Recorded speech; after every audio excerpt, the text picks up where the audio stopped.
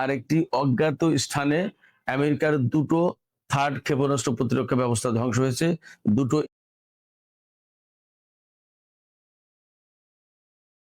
ইউনিটের দাম $2 ট্রিলিয়ন। একই সাথে এই পর্যন্ত আমেরিকার 4টি F-15 যুদ্ধ বিমান ধ্বংস হয়েছে। আমেরিকার স্বীকারোক্তি মতে অন্তত 6 জন সেনানী, আরো বেশি সে কথা আমি পরে বলছি। ইসরায়েল এবং আমেরিকার 35টি দামি ড্রোন ধ্বংস করেছে ইরান। এর ভিতরে অন্তত 7টি ড্রোন অক্ষত অবস্থায় হ্যাক করে ধরে নিয়েছে। এছাড়া পৃথিবীর সবচেয়ে গুরুত্বপূর্ণ 6টি র্যাডার আছে আমেরিকার হাতে, তার একটি র্যাডার কাতারে, সেই কাতারের র্যাডারটি ধ্বংস করেছে ইরান। বাহরাইনে আরো একটি গুরুত্বপূর্ণ অত্যন্ত দামি একটা র্যাডার ধ্বংস করেছে ইরান।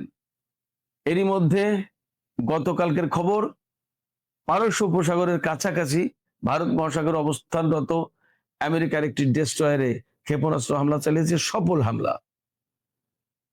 হামলার তীব্রতায় আব্রাহাম লিঙ্কন আরব সাগর বা ওমান উপসাগর ছেড়ে দক্ষিণ ভারত মহাসাগরের দিকে চলে গেছে। সুপ্রিয় দর্শক, আসসালামু আলাইকুম। আপনাদের সবাইকে সাদর আমন্ত্রণ জানাচ্ছি এখনকার আলোচনা শোনার জন্য। আপনাদের সঙ্গে রয়েছি আমি সিরাজুল ইসলাম।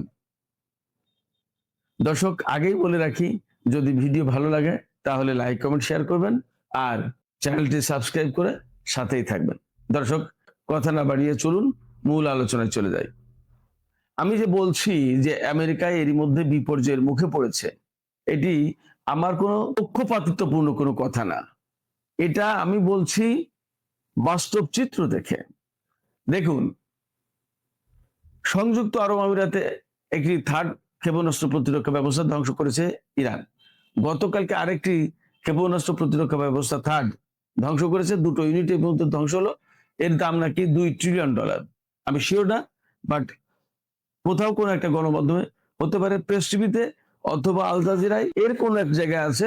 সম্ভবত RT-তে $1 বিলিয়ন $1 ট্রিলিয়ন হয়, $2 ট্রিলিয়ন দাম। আচ্ছা, এরপরে আমার তথ্যটা ভুল হতে পারে, আমি শিওর না, বাট এইরকম দেখেছি।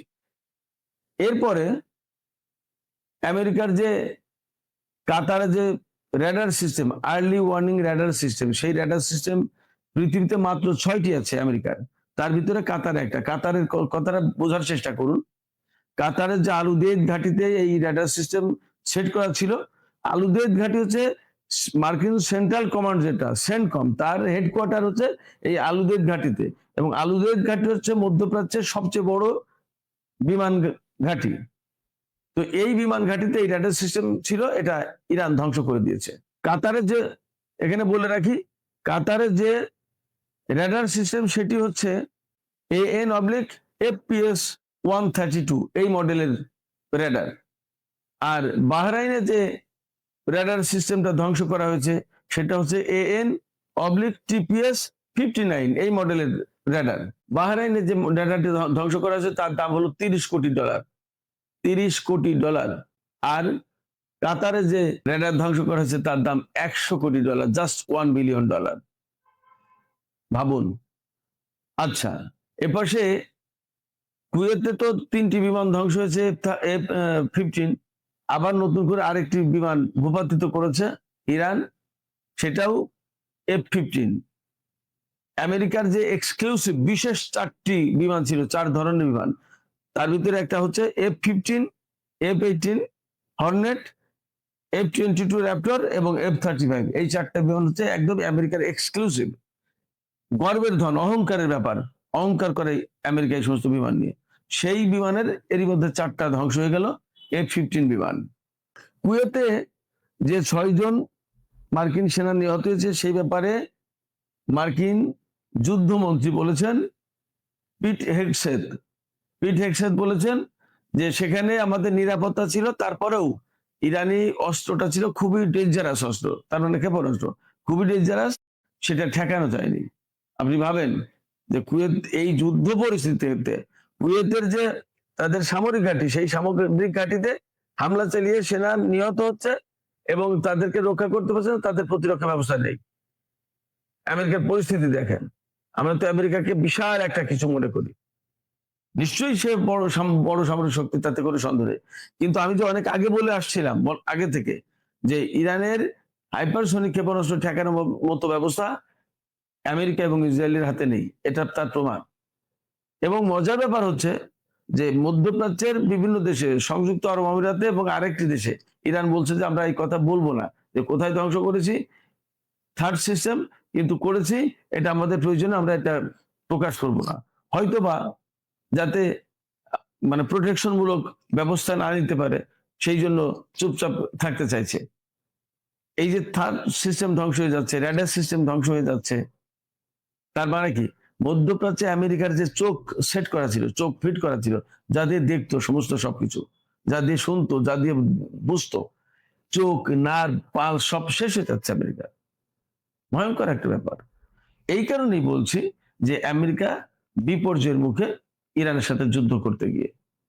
এরপরে যে ডেস্ট্রয়ার, ওমান উপসাগর অথবা ভারত মহাসাগর বা আরব সাগর, এর যে কোনো একটা জায়গায় এই ডেস্ট্রয়ার ছিল, মার্কিন ডেস্ট্রয়ার। সেই ডেস্ট্রয়ারে ইরান কদর 380 এই মডেলের একটা ব্যালিস্টিক ক্ষেপণাস্ত্র এবং একটা তালা এই ক্রুজ ক্ষেপণাস্ত্র দিয়ে হামলা চালিয়েছে।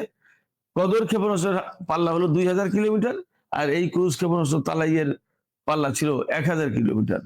আর যে ডেস্ট্রয়ারটা ছিল সেটা ছিল ইরানের মিসাইল রেঞ্জ থেকে, বা যেখান থেকে লঞ্চ করা হয়েছে মিসাইল, তার থেকে 600 কিলোমিটার দূরে, 600 কিলোমিটার দূরে গিয়ে একদম সুনির্দিষ্টভাবে ডেস্ট্রয়ারে হামলা চালিয়েছে, আঘাত করেছে। এই ডেস্ট্রয়ারটা একটা তেল ট্যাঙ্কার থেকে তেল নিচ্ছিল, জ্বালানি নিচ্ছিল, এই অবস্থায় হামলা চলে। এই হামলার সময় ডেস্ট্রয়ারে আগুন ধরে যায় এবং তেল ট্যাঙ্কারেও আগুন ধরে যায়।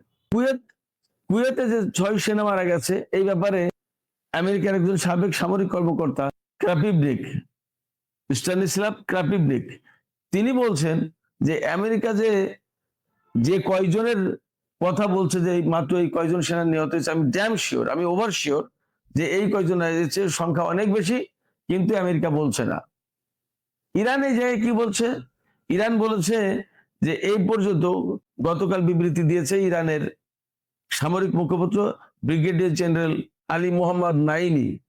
এই আলী মোহাম্মদ নাইনি জানিয়েছেন যে এ পর্যন্ত আমেরিকার 650 সেনা হতাহত হয়েছে, নিহত এবং আহত মিলে মোট 650 সেনা ক্ষতিগ্রস্ত তালিকায় আছে। এবং তিনি বলেছেন এটা আমাদের বিভিন্ন গোয়েন্দা সূত্র থেকে এবং ফিল্ড রিপোর্ট থেকে আমরা এই তথ্য নিশ্চিত হয়েছি।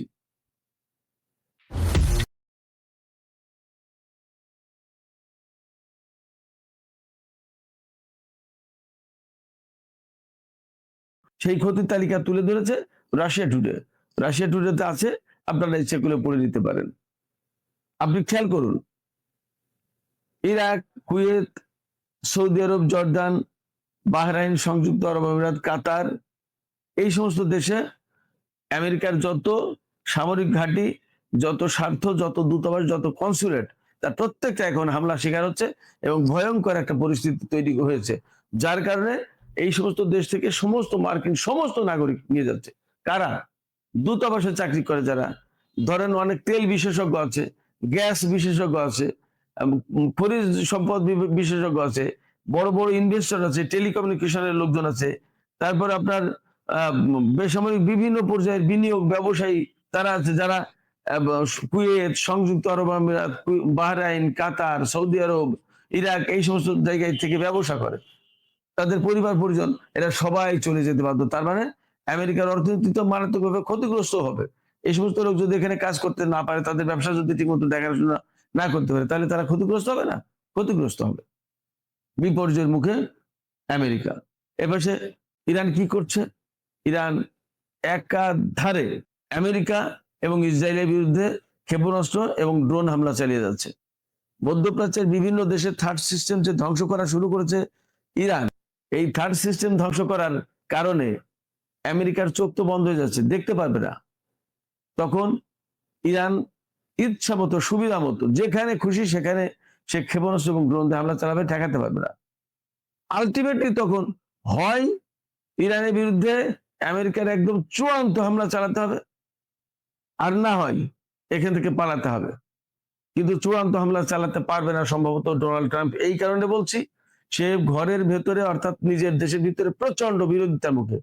এই গতকালকেই অর্থাৎ মঙ্গলবার আমাদের বাংলাদেশে যখন রাত তখন ওখানে দিন, কংগ্রেসে তার এই যুদ্ধ ঠেকানোর জন্য কংগ্রেসের বিনা অনুমতিতে যুদ্ধ করতে পারবেন না, এখনই বন্ধ করতে হবে, এরকম একটা প্রস্তাব তোলা হয়েছে।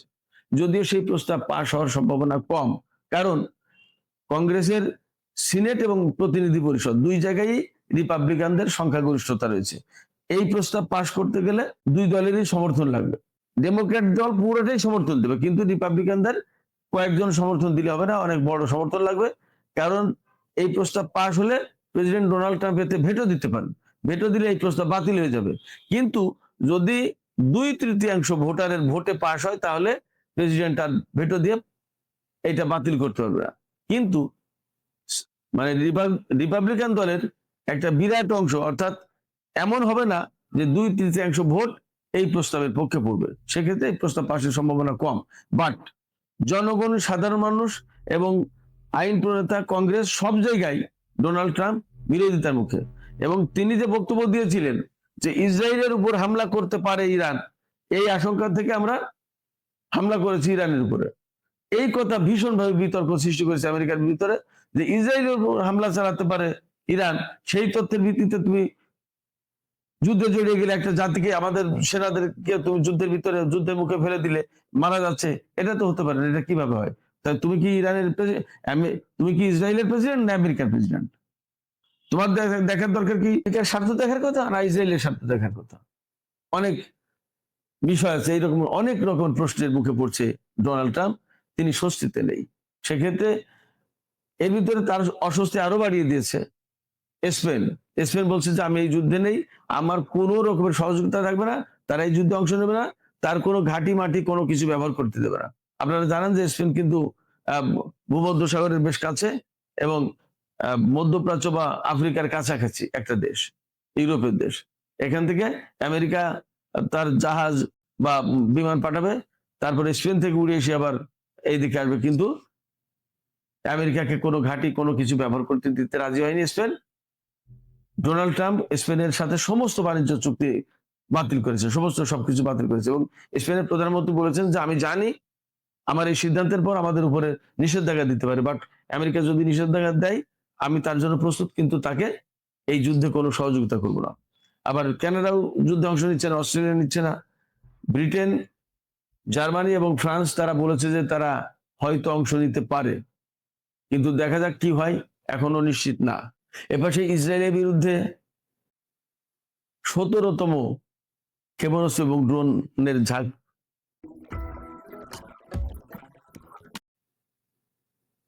মানে মোটামুটি ভাবে আমেরিকার যে ক্ষেপণাস্ত্র এবং ড্রোন হামলা চালিয়েছে বলতো ইসরায়েলে, তাতে ব্যাপকভাবে ক্ষয়ক্ষতি হচ্ছে প্রচুর। কি কি ক্ষয়ক্ষতি হয়েছে সেটা আমি আপনাদেরকে যদি একটু বলি শোনেন।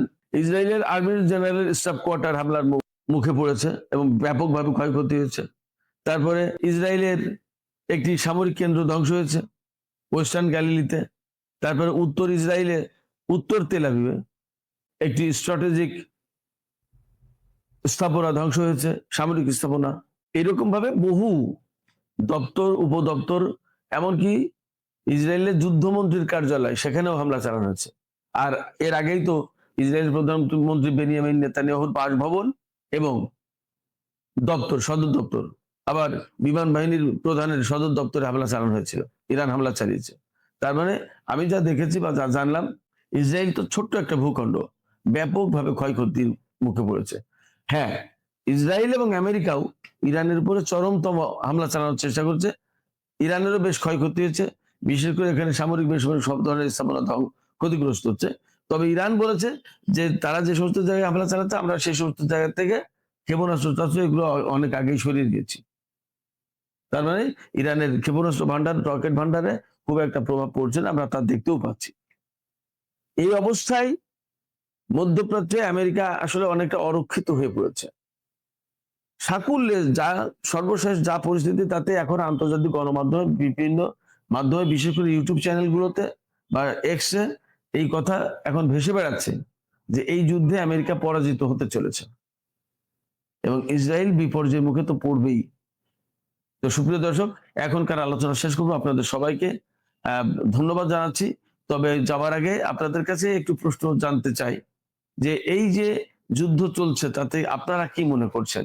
আমেরিকা কি প্রকৃতপক্ষেই বিপর্যয়ের মুখে পড়লো? আমি যেমনটি বলছি, আপনারা কি তেমনটি মনে করছেন? আর এটাও কি আপনারা মনে